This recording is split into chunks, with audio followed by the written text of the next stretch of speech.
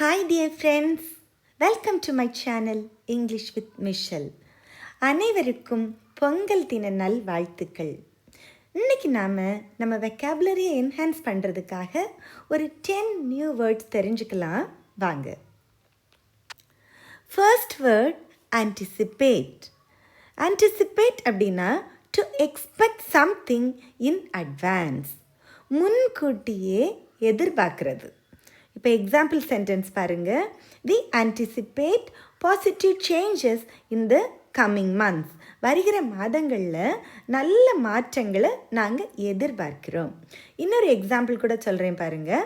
ஆன்டிசிபேட்ரி fail அப்படின்னு கேள்விப்பட்டிருப்பீங்க. அப்படின்னா ஒருத்தர் கைது நடவடிக்கையை எதிர்பார்த்தா அந்த நடவடிக்கையை தவிர்க்கிறதுக்காக முதல்ல பெயில் வாங்கி வைக்கிறது தான் ஆன்டிசிபேட்ரி பெயில்.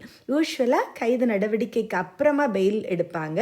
இது ஆல்ரெடி நாம் எதிர்பார்க்குறோம், ஒருவேளை இந்த மாதிரி நம்ம கைதாகலாம் அப்படின்னா முதல்ல பெயில் வாங்கி வைக்கிறது பேர் தான் ஆன்டிசிபேட்ரி பெயில். இப்போ புரிஞ்சிருக்குன்னு நினைக்கிறேன். ஆன்டிசிபேட் அப்படின்னா ஒன்று எதிர்பார்க்கறது. ஓகே, நெக்ஸ்ட் வேர்ட் பாருங்க, இம்ப்ரவைஸ். இம்ப்ரவைஸ் அப்படின்னா to do something without prior preparation, அதாவது முன் தயாரிப்பு இல்லாமல் செய்கிறது. இப்போ எக்ஸாம்பிள் பாருங்கள். he had to improvise his speech due to lack of time. அவனுக்கு தேவையான நேரம் இல்லை, அதனால் அவனுக்கு அந்த ஸ்பீச்சுக்கு சரியான தயாரிப்பு இல்லாமலே அவன் பேசுகிறது தான் he had to improvise his speech. அதாவது யூஸ்வலாக ஒரு ஸ்பீச் கொடுக்கணுன்னா நம்ம ப்ரிப்பேர் பண்ணி ரிஹர்ஸ் பண்ணி ரொம்ப ப்ரிப்பரேஷனோடு போவோம்.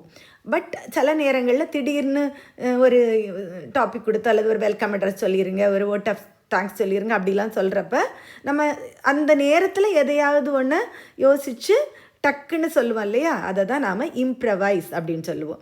இப்போ சமையலில் கூட நாம் இம்ப்ரவைஸுங்கிற வேர்டை யூஸ் பண்ணலாம். இப்போது ஒரு பிரியாணின்னா அதுக்கு நிறைய இன்க்ரீடியன்ட்ஸ் வேணும், சில நேரங்களில் கொஞ்சம் இருக்காது, இருக்கிறத வச்சு ஒன்று நம்ம குக் பண்ணோன்னா அது ஒரு இம்ப்ரவைஸ்ட் குக்கிங். நெக்ஸ்ட் வேர்ட் பார்க்கலாம், ரீஇன்ஃபோர்ஸ். ரீஇன்ஃபோர்ஸ் அப்படின்னா to strengthen or make something stronger, அதாவது வலுப்படுத்துறது. எக்ஸாம்பிள் சென்டென்ஸ் பாருங்கள். Regular practice reinforces confidence. ஒழுங்காக நம்ம ப்ராக்டிஸ் பண்ணிகிட்டே இருந்தோன்னா நம்முடைய தன்னம்பிக்கை வலுப்படும். இப்போ இன்னொரு எக்ஸாம்பிள் கூட நான் சொல்கிறேன் பாருங்கள். ரீஇன்ஃபோர்ஸ்ட் காங்க்ரீட் அப்படின்னு சொல்லுவோம். காங்க்ரீட்லேயே ஒரு பிளெயின் காங்க்ரீட் இருக்குது, ரீஇன்ஃபோர்ஸ்ட் காங்க்ரீட் இருக்குது. இப்போ பிளெயின் காங்க்ரீட்னா சிமெண்ட் ஜல்லி மண்ணெல்லாம் போட்டு ஒரு காங்க்ரீட் போடுறது. இப்போ ரீஇன்ஃபோர்ஸ்ட் காங்க்ரீட்னா அந்த ஸ்டீல் கம்பிகளெல்லாம் கட்டி அப்புறம் பலகையெல்லாம் அடித்து அதுக்கு மேலே இப்போ ரூஃப் எல்லாம் போடுவோம் இல்லையா, அது ரீஇன்ஃபோர்ஸ்ட் காங்க்ரீட். அது ஒரு வலுவான காங்க்ரீட். ஓகே, இப்போ ரீஇன்ஃபோர்ஸ்டாக என்ன, வலுப்படுத்துறது. அந்த கம்பி அந்த உறுதியை வலுப்படுத்துறது. அதனால தான் அதை நம்ம ரீஇன்ஃபோர்ஸ்ட் காங்க்ரீட் அப்படின்னு சொல்கிறோம். அடுத்த வேர்ட் பாருங்கள், utilise. To use something effectively, அதாவது ஒரு பயனுள்ளதாக ஒன்றை பயன்படுத்துறது. பயன்படுத்துறதுங்கிறது யூஸ் எப்படி வேணால் யூஸ் பண்ணலாம், நல்ல வழியில் யூஸ் பண்ணலாம், தீமையான விஷயத்துக்கும் யூஸ் பண்ணலாம். பட் யூட்டிலைஸ் அப்படிங்கிறது நல்ல விஷயத்துக்கு மட்டும்தான் யூஸ் பண்ணுறது. Example, student should utilise online resources wisely. அவங்க சரியான முறையில் அந்த ஆன்லைன் ரிசோர்ஸஸை யூஸ் பண்ணணும். அடுத்த வேர்ட் எக்ஸீட். எக்ஸீட் அப்படின்னா to go beyond limit or expectation. நம்ம எதிர்பார்ப்பை மீறி நடக்கிறது தான் எக்ஸீட். எக்ஸாம்பிள் பாருங்கள். Her performance exceeded everyone's expectations. அதாவது எல்லாரும் ஓரளவு பெர்ஃபார்ம் பண்ணுவான்னு நினச்சாங்க, பட் அவங்க எதிர்பார்ப்பை எல்லாம் மீறி ரொம்ப நல்லாவே பண்ணிட்டேன். இந்த மாதிரி ஸ்பீடு கூட சில பசங்க ரொம்ப எக்ஸீட் பண்ணி போய் விழுந்து ஆக்சிடெண்ட்லாம் பண்ணிடுவாங்க. இப்போ ரோட்லலாம் நம்ம பார்க்குறோம், பைக்கில் many boys they exceed the speed limit and face many dangers. They pose dangers also to others also. அவங்களும் ஆபத்தை நோக்கி போகிறாங்க, அடுத்தவங்களுக்கும் அவங்க ஆபத்தை விளைவிக்கிறாங்க. Next word justify. ஜஸ்டிஃபை அப்படின்னா to show that something is right or reasonable, அதாவது நியாயப்படுத்துறது. Example, he tried to justify his decision with valid reasons. அவன் அவனுடைய ஒரு முடிவை நியாயப்படுத்துகிறான். எப்படி? நிறைய காரணங்களை சொல்லி அவன் முடிவை நியாயப்படுத்துகிறான்.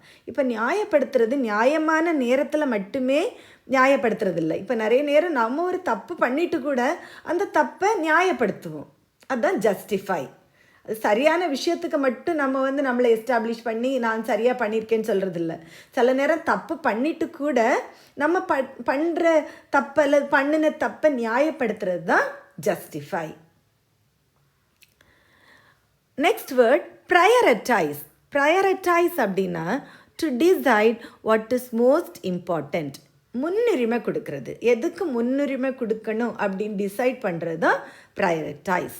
எக்ஸாம்பிள் பாருங்கள், we must prioritize our health over work.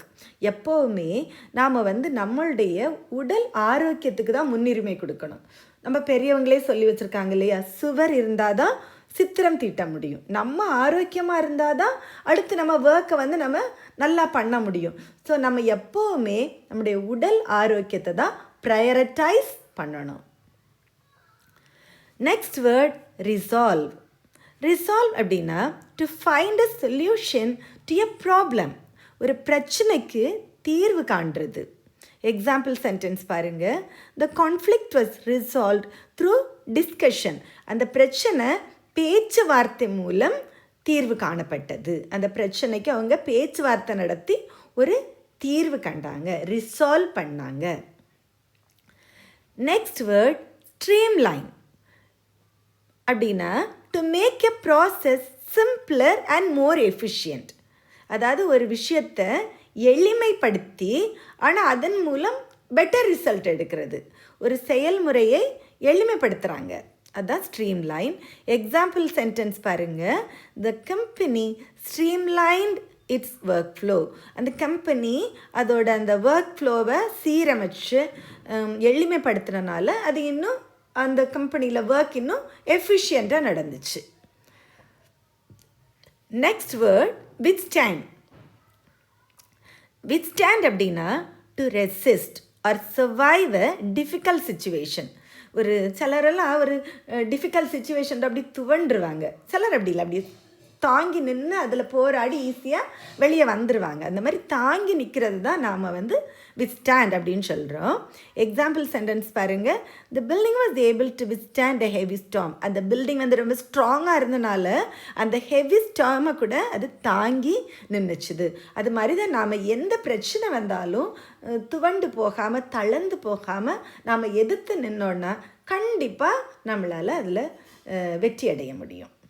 Thank you friends, thank you for வாட்சிங். உங்களுக்கு இந்த வீடியோ பிடிச்சிருந்துச்சுன்னா லைக் பண்ணுங்கள், ஷேர் பண்ணுங்கள், கமெண்ட் பண்ணுங்கள், சப்ஸ்கிரைப் பண்ணுங்கள்.